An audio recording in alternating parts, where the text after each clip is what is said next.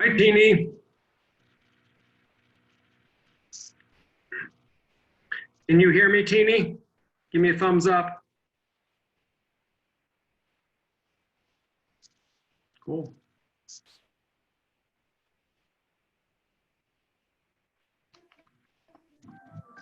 I did it without a problem. Look at that. That's awesome. So, Yeah. getting easier and easier. Right. Hi. Well, I don't know about that.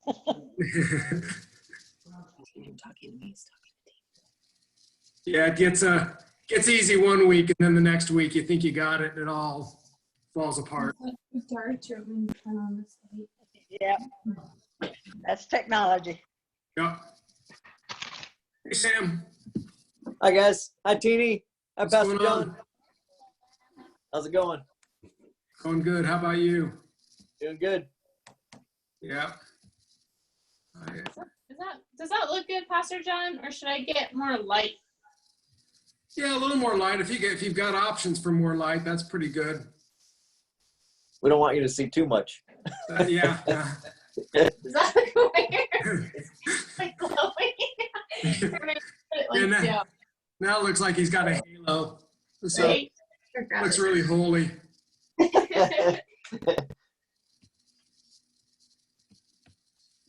What are you thinking? I think that's gonna work. That's starting to look like one of those ghost stories where you put the flash here. Yeah. It's getting creepy now. Yeah. Let me grab. Sure. So Teeny, you're getting this all figured out? No, I have notes all over my house.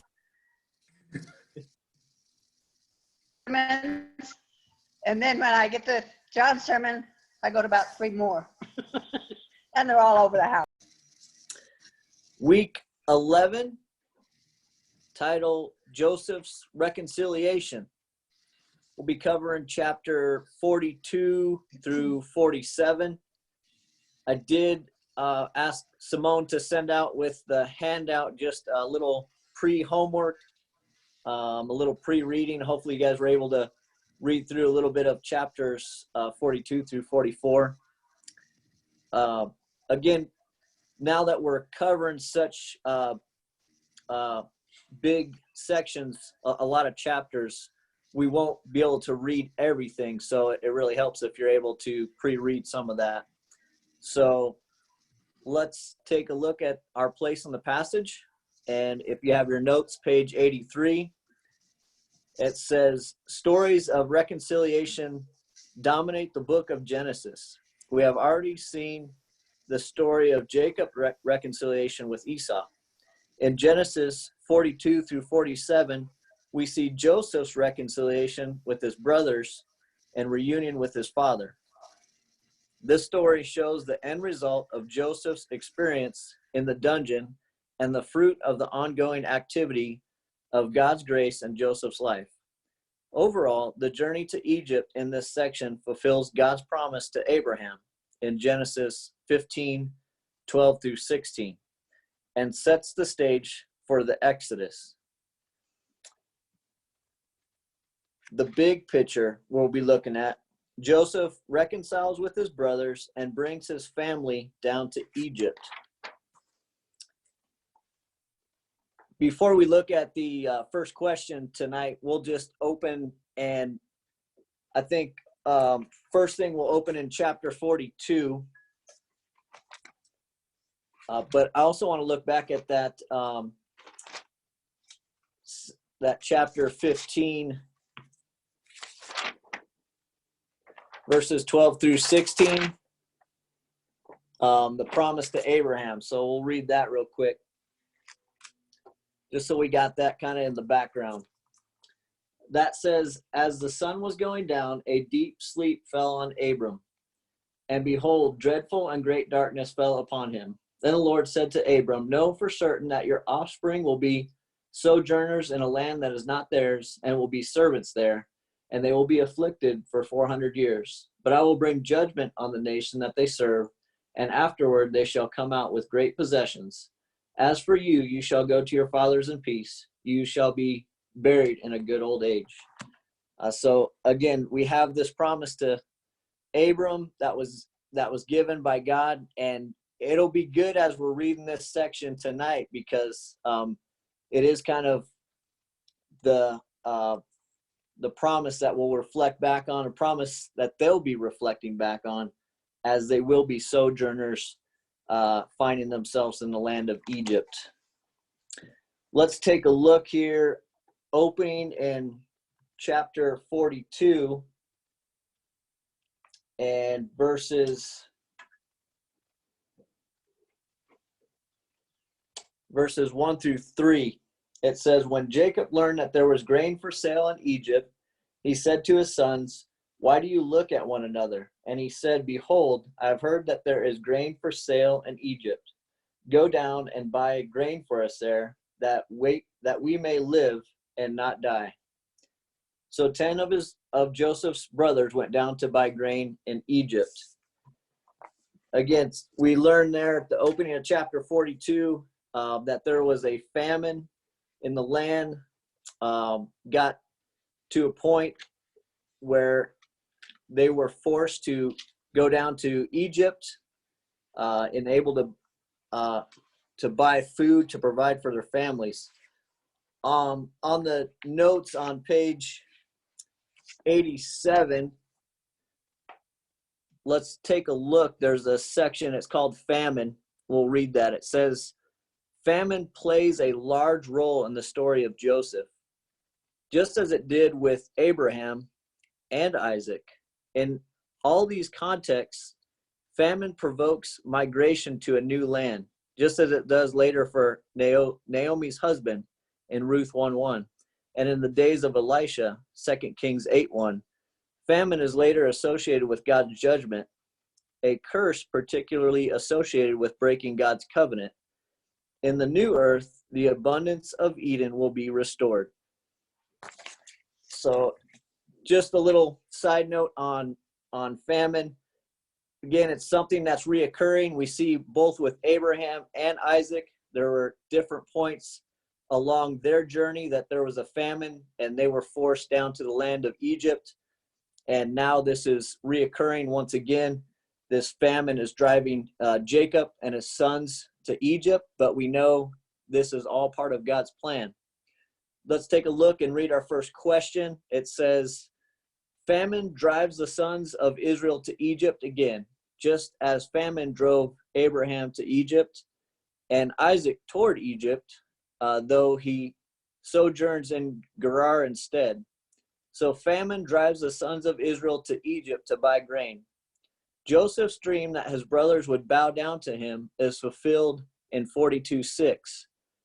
Reading through the chapters 42 through 44 and jot down notes on how the pain and scars from the past still affect the following people in Genesis. And so that's what we're going to be looking over. There's 4 in particular that we're going to be focused on. Jacob, and we're going to look at Joseph, Reuben, and hopefully got a chance to read through these chapters. What we're looking back on is, like it says, how the pain and scars from the past still affect these individuals. And let's take a look first at Jacob and what do we see as we do maybe a quick skim, or if we've read through that, some of the pains and scars that Jacob has.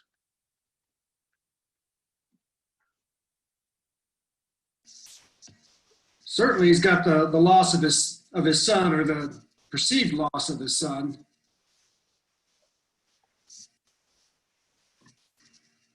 Yep.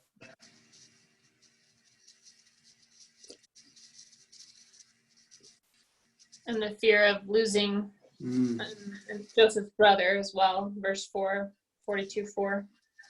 He didn't want Benjamin to go because he feared that harm would come to him. Yeah, I don't know if you guys got to hear Megan, but yeah, 42 and verse 4, excellent point as well. You know, Jacob, you know, there's the pain and the scar of losing his son Joseph, so far as he knows, and now there's this ongoing fear that he's clung to Benjamin, and we see that here in verse 4. But Jacob did not send Benjamin, Joseph's brother, with his brothers, for he feared that harm might happen to him. So we see this just, again, a scar, ongoing fear that resided in Joseph, that he was going to cling to Benjamin and be overprotective of him.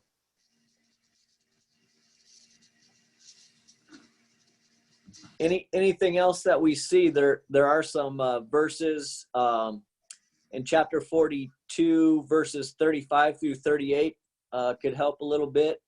Also, chapter 43 and verse 6 and 14. There's a couple things there.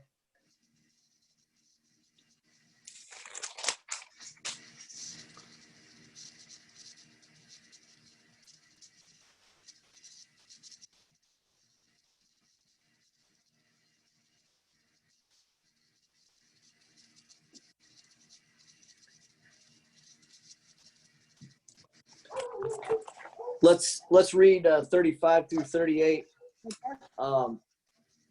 It says, as they emptied their sacks, behold, every man's bundle of money was in his sack. And when they and their father saw their bundles of money, they were afraid. And Jacob their father said to them, you have bereaved me of my children. Joseph is no more, and Simeon is no more, and now you would take Benjamin? All this has come against me. Then Reuben said to his father, kill my 2 sons if I do not bring him back to you. Put him in my hands, and I will bring him back to you.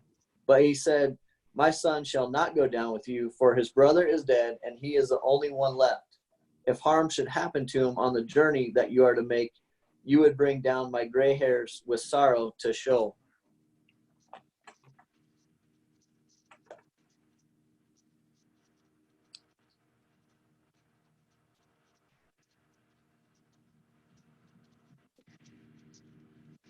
And again, I think So it the just brothers are having sorrow there. Go ahead, Teeny. I'm sorry. I'm sorry, go ahead. The brothers were having problems there because they didn't want to go back without another brother. And they definitely didn't want to take Benjamin back.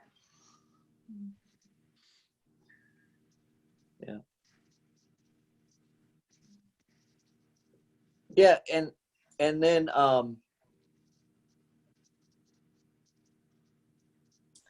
in chapter 43, verse 6, it says, Israel says, "Why did you treat me so badly as to tell the man that you had another brother?"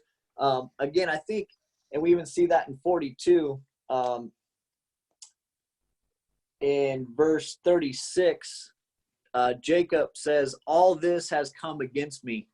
And so he feels like he's been put in this place that all of this bad has come against him now, and so this fear has set in, and this distress, this bereavement over the loss of a son, the loss of another son with Simeon, and now the fact that maybe he could lose Benjamin. So Jacob is really feeling pushed against a wall, but definitely,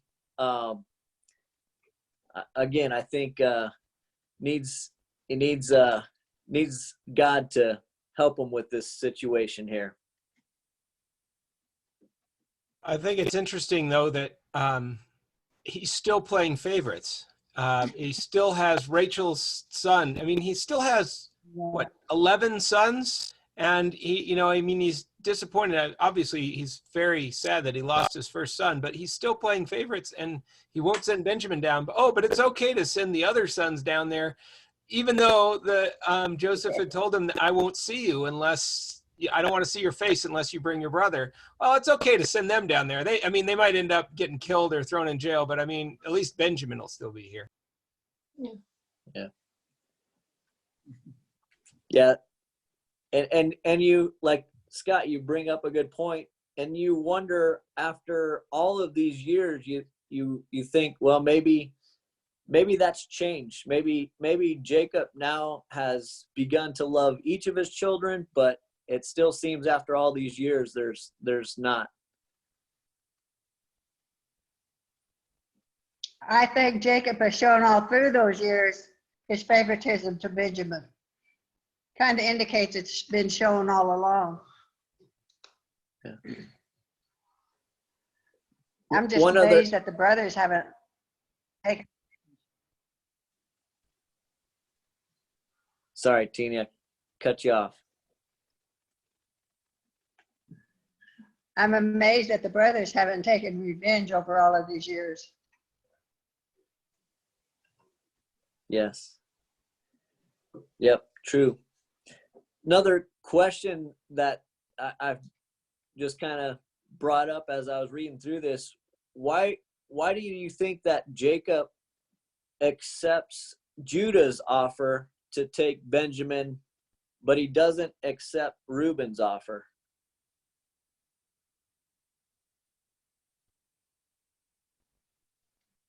Mm-hmm. Wasn't Reuben the one who, did he sleep with his concubine, or?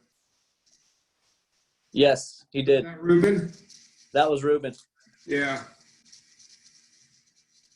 So, I think mean, there's also, sorry. Well, I was just going to say in that, I mean, yeah, Reuben's got a bad track record. He slept with his father's concubine, but I mean, Judah doesn't have a good track record either. If you remember last week, we read chapter 38, and here he is. He sleeps with his daughter-in-law, and so Judah doesn't have a good track record either. So neither of them are in a very good position, I would think. But here, Jacob chooses to take up Judah on his offer, but denies Reuben. So, And I think some of that also is things have gotten more desperate, because if you look at the chapter, it makes it seem, at least to my mind, that there's been some time between Reuben's offer and Judah's offer. And so now they're back to realizing, like, hey, if nobody goes, we're just going to starve to death. And so somebody's got to go do something about this. And Judah says, look, you know, I will be surety for him. And his father, I don't think he has a choice at this point. Yeah, Scott, I think that's a great point. And I like that. There was one other thing I was curious about when you look at Reuben's offer, and I think possibly there's something maybe with Reuben, his character, and Judah's character, or their heart and where they're coming from. But Reuben, if you look at his offer, in verse 37, Reuben says, he says to his father, kill my 2 sons if I do not bring them back to you. So Reuben's offer was like, look, Dad, you can kill both my sons if I don't bring Benjamin back. But then if you look at Judah's offer, Judah offers himself. He says, look, Dad, I'll take the place. If I don't bring Benjamin back, it's my life for his life. So I was wondering, maybe even just in their 2 different heart responses to the offer they made to their dad.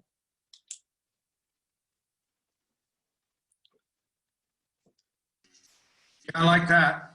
I think that makes a lot of sense. Yeah, one's taking personal responsibility. Yeah. And perhaps we even see kind of this idea of a substitute, you know, from Judah. You know, Christ came from that line. It's like, I'll lay down my life for another person. Yeah, and I think this section we're gonna begin to see more of Judah's character really develop through this. So let's move on. We talked a little bit about Jacob. What about some of the scars that Joseph might have?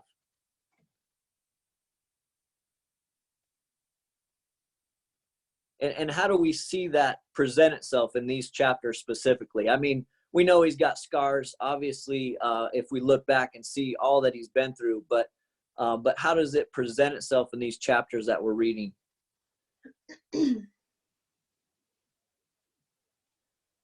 Joseph has no anger to him. He's just happy to see him. He loves them. And that's all he shows is love towards them. He questions about whether they will do what he wants, bring back the boys. But Joseph has a lot of love for his brothers and no regrets. Yep, that's good. That's good.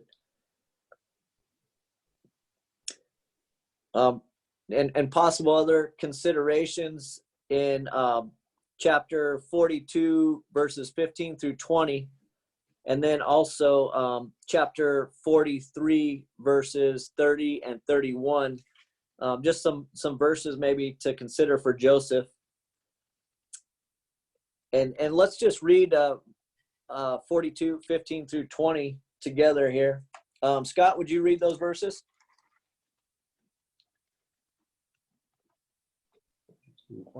Sure, I can read those. Let me just get to them. 42, 15 to 20.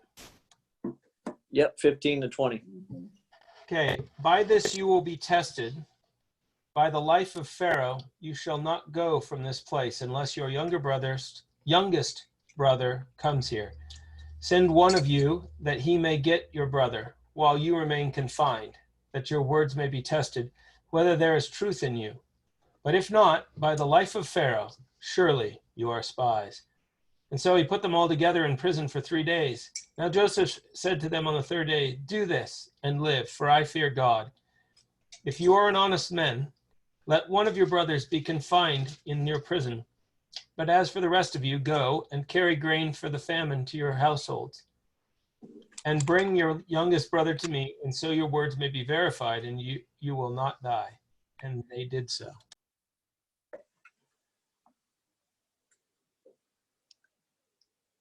So we see there initially Joseph was pretty rough in the way that he spoke to his brothers and the way that he treated them. What do you think the reason was for that? Do you think that was because of any past pain or scars, or do you think there was another reason?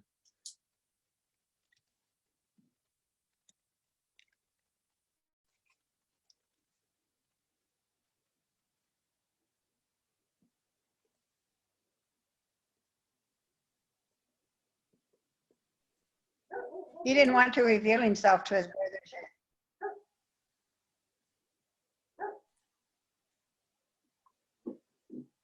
Yeah, He wanted the family there before he revealed himself. Do you think, is he, you know, concerned about how his brothers treated the new favorite? I mean, when Joseph was the favorite, you know, they plotted his murder and ended up selling him into slavery. And now you got Reuben, the new favorite. Like, you know, how have you treated him? yeah. I think we see there when we read that chapter 42 that Joseph he's testing his brothers, and I think part of that is he's got to wonder, are my brothers still the same, or have they changed after all these years? Because are they the same brothers who threw him into the pit and then sold him into slavery, or are his brothers different? So I think for Joseph, there's maybe a little guarding of his heart. Like he wants to reveal himself. He wants to just go and embrace them, but he's also a little reserved, and maybe this test is testing them to see who they really are.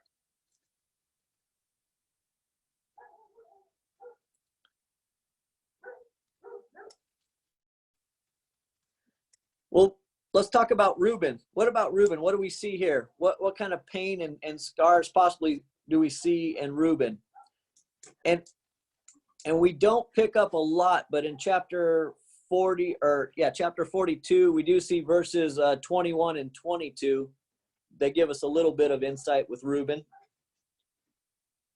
Yeah, I was going to say he seems to have really probably had nightmares or worried about what had happened to his brother for a long time. I mean, he was the oldest brother. He was the one who was responsible for the behavior of the brothers. I mean, they all were, but really in that generation, the oldest brother had like twice the responsibility, and twice, you know, he got twice the land or whatever. So he really had the responsibility, and it sounds like he was really concerned about what had ever happened to Joseph, and that really bothered him, and that's why he said, didn't I tell you not to sin against the boy? And you would not listen. And this comes for reckoning for his blood. Yeah, I like that, Scott.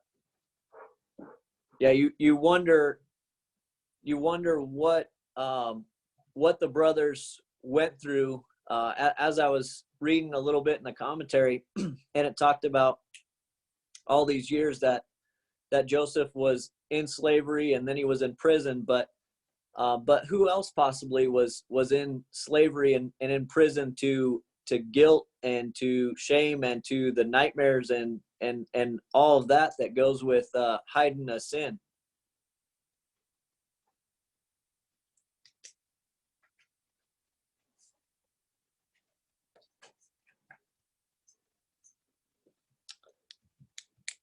Okay, let's talk about Judah, the last of the characters that we'll take a look at and then move on. Few verses to consider for Judah in chapter 43, verses 8 through 10, and then also chapter 44, 16 through the end, really. But just kind of take a look at those, and let's talk about Judah here a minute.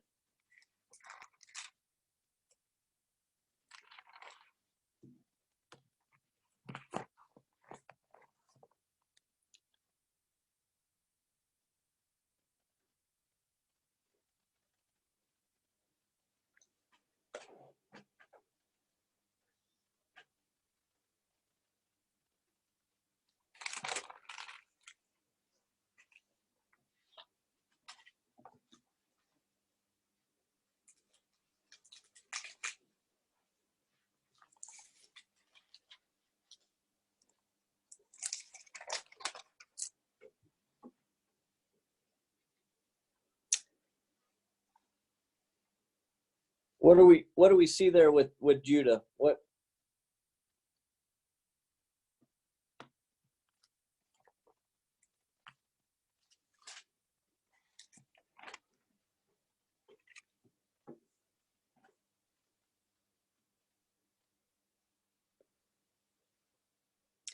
And I think too, just talking about the pain and the scars and what effect they may have had in each of their lives.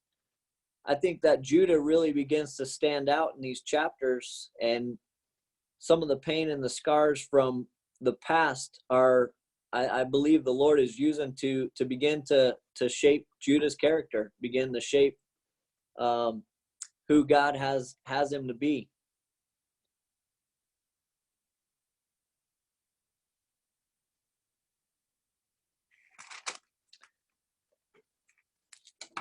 Let's read chapter 44.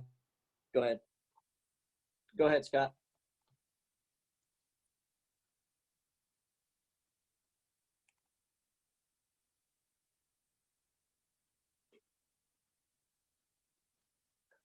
That's okay. Let's read chapter 44, 16. We'll read that through the end of the chapter.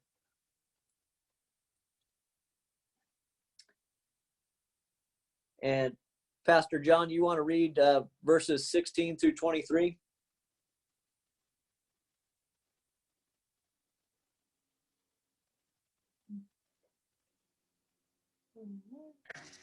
And Judah said, what shall we say to my Lord? What shall we speak, or how can we clear ourselves? God has found out the guilt of your servants. Behold, we are my Lord's servants, both we and he also, in whose hand the cup has been found. But he said, far be it from me that I should do so. Only the man in whose hand the cup was found shall be my servant. But as for you, go up in peace to your father. Then Judah went up to him and said, O my Lord, please, let your servant speak a word in my Lord's ears, and let not your anger burn against your servant. For you are like Pharaoh himself. My Lord asked his servants, saying, have you a father or a brother? And we said to my Lord, we have a father, an old man, and a young brother, the child of his old age. His brother is dead, and he alone is left of his mother's children, and his father loves him. Then you said to your servants, bring him down to me, that I may set my eyes on him. We said to my Lord, the boy cannot leave his father, for if he should leave his father would die. Then you said to your servants, unless your younger brother comes down with you, you shall not see my face again. And then skipping forward to verse 30, it says, now therefore, as soon as I come to your servant, my father, and the boy is not with us, then as his life is bound up in the boy's life, as soon as he sees that the boy is not with us, he will die, and your servants will bring down the gray hairs of your servant, our father, with sorrow to Sheol. For your servant became a pledge of safety for the boy to my father, saying, if I do not bring him back to you, then I shall bear the blame before my father all my life. Now therefore, please let your servant remain instead of the boy as a servant to my Lord, and let the boy go back with his brothers. For how can I go back to my father if the boy is not with me? I fear to see the evil that would find my father. What do those verses really point out about Judah?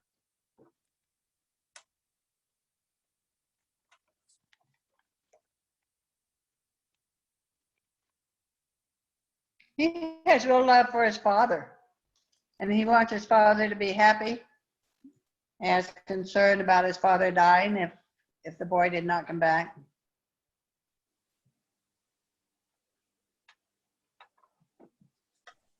Yeah, I think that's a great point. Just as his love for his father, and that he didn't want to be responsible for coming back without Benjamin and seeing what would happen to his father, knowing that it would probably bring down his gray hairs to the grave.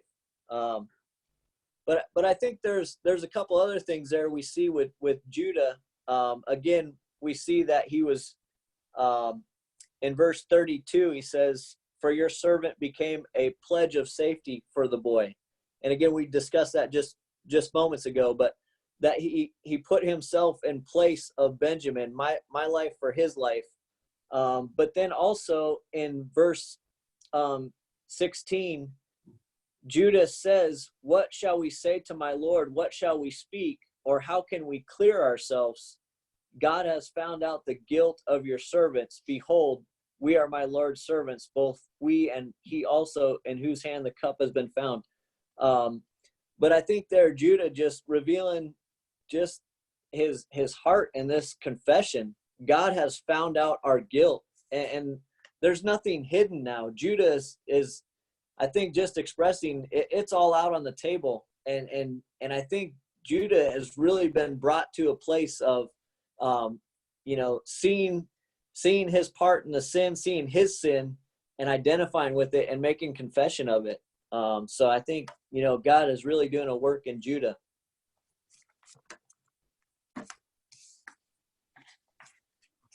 Anything else, or we'll move on to the next question? I think you just mentioned how Judah's growing, so he's not only self-sacrificial, but he cares about others. His dad, instead of, I'm concerned about him. There was a time these guys were only concerned about themselves and their own interests. And it's like, now I'm interested in my dad and I'm concerned about him. And they seem to have grown up. Yep. Moving on to page 85, it says, Joseph clearly struggles with conflicted emotions toward his brothers throughout chapters 42 through 44. How do we see this? And again, hopefully you guys got to see some of that interaction, but how do we continue to see this conflict with Judah? Or Joseph, excuse me. Can you repeat that question? Yeah, the question, it says, Joseph clearly struggles with conflicted emotions toward his brothers throughout chapters 42 through 44. How do we see this conflict?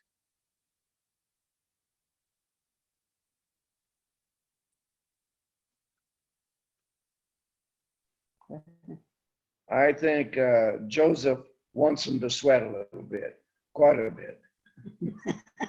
He's getting his revenge. Yeah, this is his revenge. I think that's I great. think it probably touches Joseph's heart. I think it touches Joseph's heart that his brothers have such a great love for their father that they would sacrifice his own life.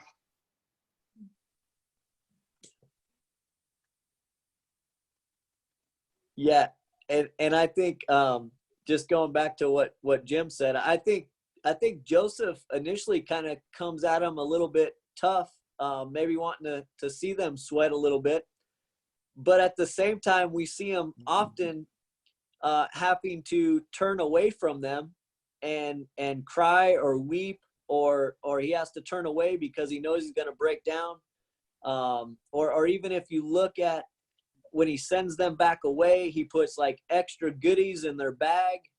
So there's just this constant conflict of emotions, of both Joseph testing his brothers, but also wanting to just completely let go of himself with his brothers. Yeah. Let's look at our next question. In Genesis chapter 45, this provides the climax to the whole Joseph story. Imagine the feelings of the brothers at Joseph's declaration when he says, "I am Joseph. Is my father still alive?" He does not explode in vindictive anger, but is gracious and compassionate. Let's read verses 4 through 8 together. And then we'll look at this question that says, how does Joseph interpret his many years of affliction? Teeny or Jim, would you read verses 4 through 8 for us? Then Joseph said to his brothers, "Please come closer to me." And they came closer. And he said, "I am your brother Joseph, whom you sold into Egypt. Now do not be grieved or angry with yourselves because you sold me here for God sent me before you to preserve life. For the famine has been in the land these 2 years, and there is still 5 years in which there will be neither plowing nor harvesting. God sent me before you to preserve for you a remnant of the earth and to keep you alive by great deliverance. Now, therefore, it was not you who sent me here, but God, and he has made me a father to Pharaoh, the Lord of all this house, holding his household, holding the ruler for all the land of Egypt. Yes. Thank you, Jim. So in answering that question, how does Joseph interpret his many years of affliction? God sent. He was under the hand of God the whole time. Amen. Yeah, I was looking at those verses, and how many times did he say God sent me, or sent in verse 8? He says, "Sent me here." It was not you who sent me here, but God. Again, kind of the same phrase, but that is a phrase that's repeated. I see at least 3 times through those verses. If you can see the Bible text, I don't know if you can or can't. I'm sharing the screen with you, but I've got it also. I've got them underlined here, and I don't know if you can see that detail, but I have it in verse 5, for God sent me, verse 7, God sent me, and verse 8, but God, you sent me here, but God sent me here. So, yeah, I thought that was, I underlined it, so. Yep. Yeah, that was definitely predominant there, you see in those verses. So let's take a look on page 87. It talks about titled Providence. And it says this: God's providence does not negate the role of human agency. While the brothers sell Joseph to a caravan, an action they recognize as sin, Joseph says, God sent me before you. It was not you who sent me here, but God. God meant it for good. The good that Joseph recognizes is to preserve for you a remnant on earth and to keep alive for you many survivors. God's providence does not deny human agency. God is sovereign and humans are responsible. This holds true even for human actions that are sinful. Without in any way sinning himself, God rules providentially even over evil. This is proven when the Bible speaks of God foreordaining the crucifixion of Christ. A rich confidence in divine providence rescues us from our hearts becoming mired in resentment and bitterness.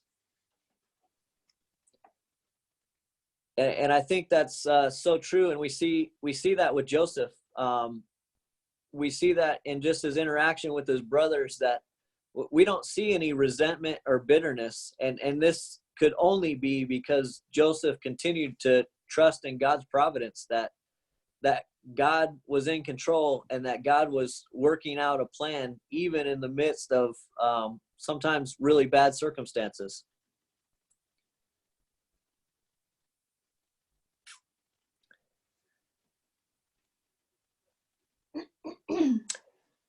Let's go ahead. We'll move on in the next section and read in chapter 45 verses starting in verse 25, and we'll read through chapter 46.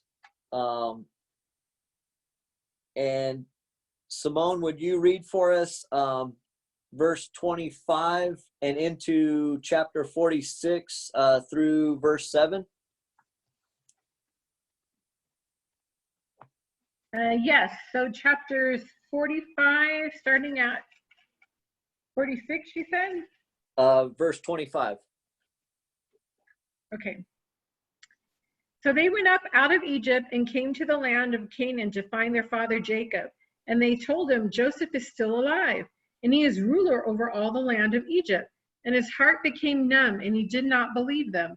But when they told him all of the words of Joseph, which he had said to them, and when he saw the wagons that Joseph had sent to carry him, the spirit of their father Jacob revived. And Israel said, It is enough, Joseph, my son is still alive. I will go and see him before I die. So Israel took his journey with all that he had and came to Beersheba and offered sacrifices to the God of his father Isaac. And God spoke to Israel in visions of the night and said, Jacob, Jacob. And he said, Here I am. And then he said, I am God, the God of your father. Do not be afraid to go down to Egypt, for there I will make you into a great nation. I myself will go down with you to Egypt, and I will also bring you up again. And Joseph's hand shall close your eyes.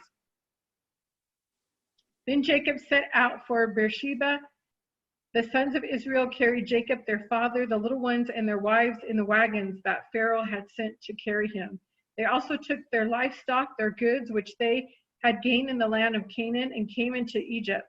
Jacob and all of his offspring with him, his sons and his sons' sons with them, his daughters and his sons' daughters, all his offspring he brought with him into Egypt. Now these are the names of the descendants of Israel who came into Egypt, Jacob and his sons, Reuben, Jacob's firstborn. That was good, Simone. Okay. Perfect. We'll stop there and answer this question.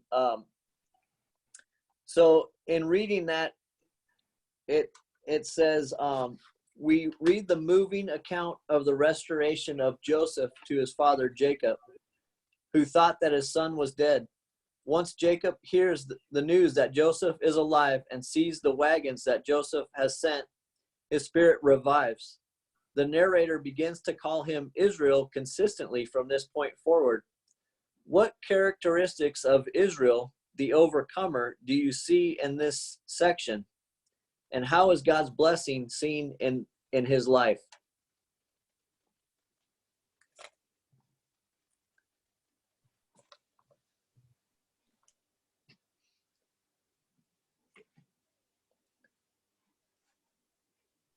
So after we read verse 28, and we know Jacob's response to go and see his son,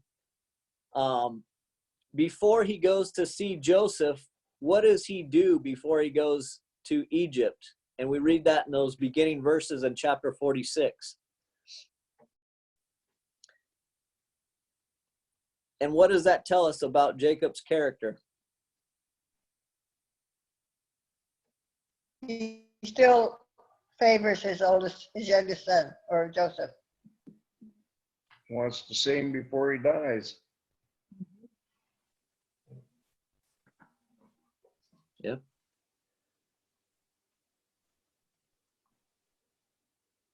He's giving God the praise for the opportunity to see Joseph again before he dies. Yeah. And It's a sacrifice. go ahead. I just said he offered a sacrifice.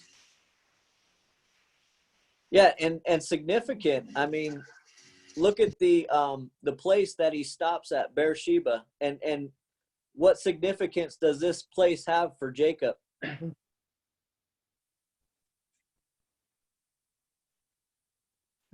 This is the place that Jacob has met with God numerous times. You know, we think about before he went into to be with Laban.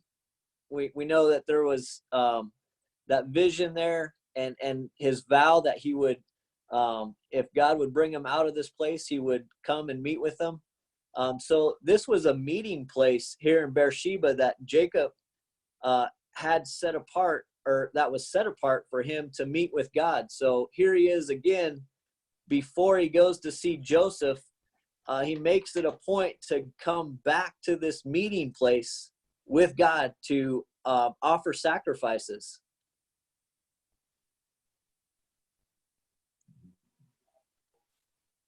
So in answering the second question, how is God's blessing seen in Jacob's life? And we can see that if we were to look at verses 8 through 27. There's a whole list of children that we read about, and I'll let you go back on your own time and practice those names. But what does this show? What does this show us about God's blessing in Jacob's life?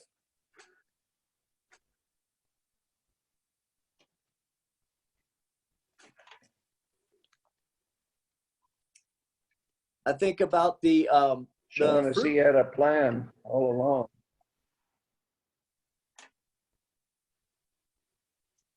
Yep, I think that's good. What about the fruitfulness, and think about the command that was given, be fruitful and multiply. And now we read there's this huge list of his children and now grandchildren and the list goes on. And so there's a fruitfulness that we see here. And as Jacob is going down to Egypt, it says the house of Jacob who came into Egypt were 70. So they have definitely been fruitful and multiplying.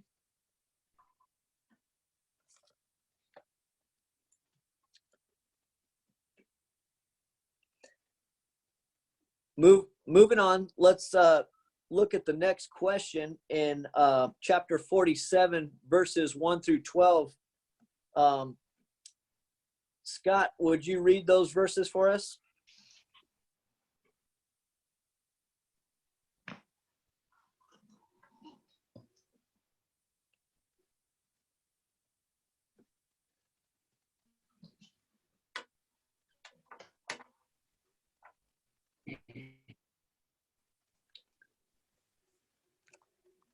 Are you with us, Scott?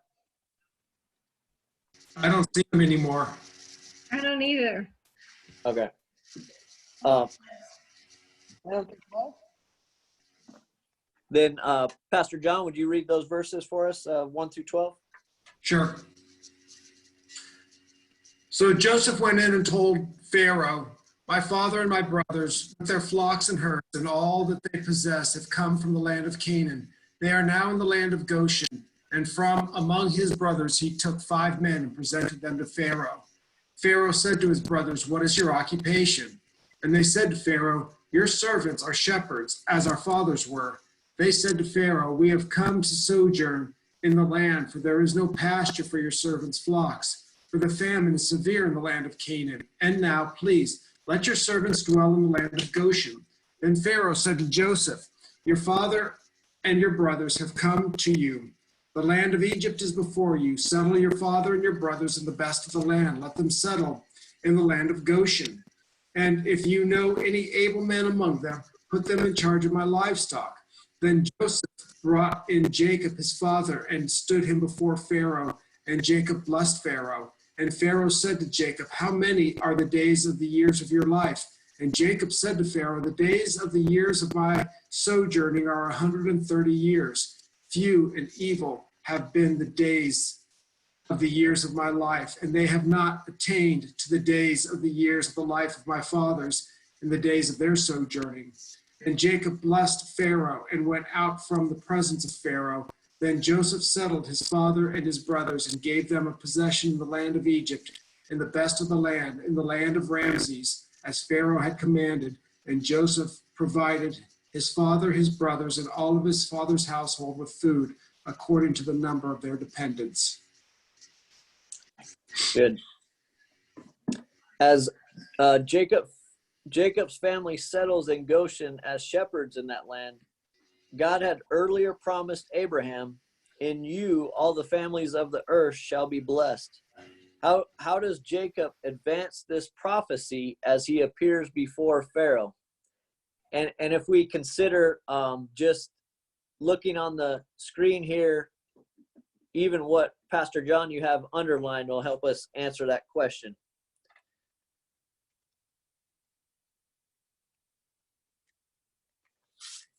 Bless Pharaoh.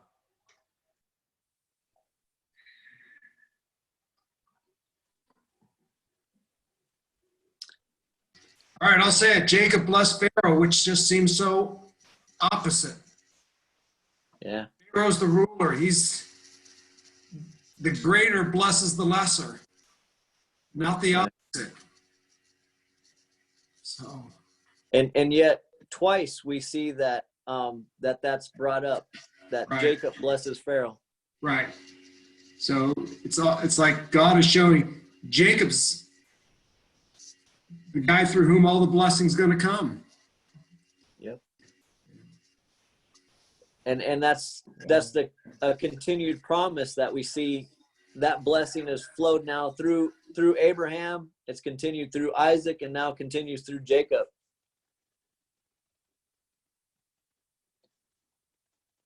Let's look at our last question. It says, while Adam and Eve were commanded to be fruitful and multiply and fill the earth, the Israelites were fruitful and multiplied greatly.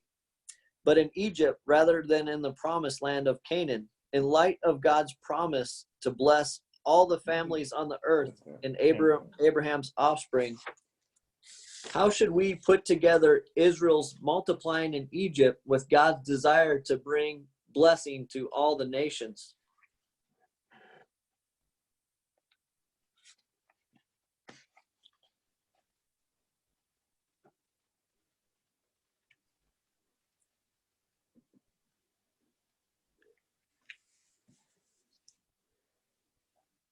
And thinking about that question, and here maybe just to present it a little bit different, there's possibly a difficulty presented in the fact that they're multiplying, but they're multiplying in Egypt and not the land of Canaan, not the land of promise. So how do we put that together with God's desire to bring blessing to all nations when now all of a sudden God's people have been brought to Egypt? They're multiplying in Egypt, but again, it's not the promised land. So how do we put that together? What do we see maybe is going on?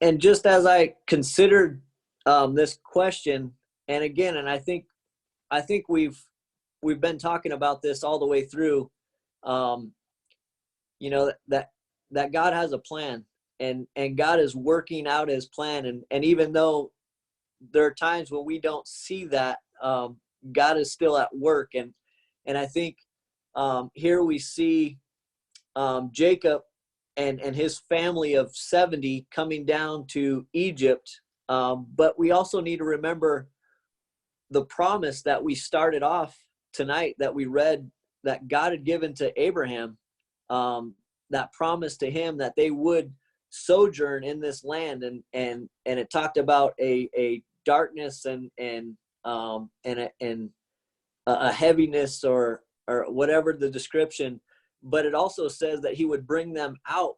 And so there was that promise to Abraham that was given so many years ago. And that's the promises that we got to hold on to. We got to hold on to the promises that God has given us, especially in those times of doubt, those times that we don't see it, because God is always at work.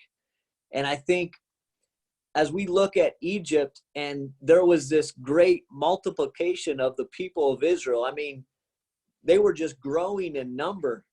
And I think about that, that eventually became a threat to the new leadership in Egypt, to the point that they were trying to stop it. But there was no stopping what God was bringing. and this multiplication was happening on purpose.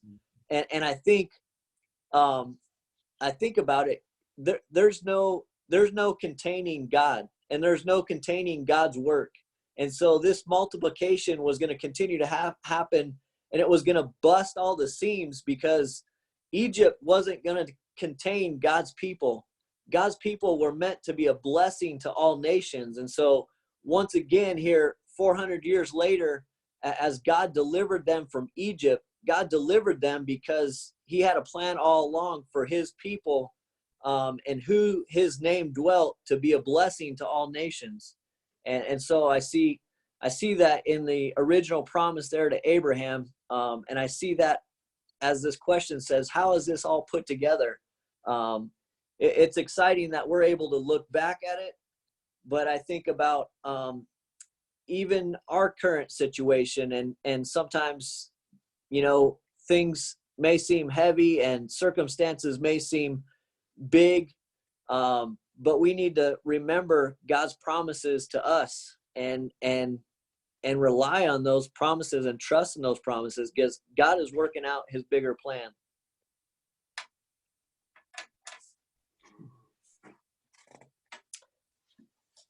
Any final thoughts as we finish out?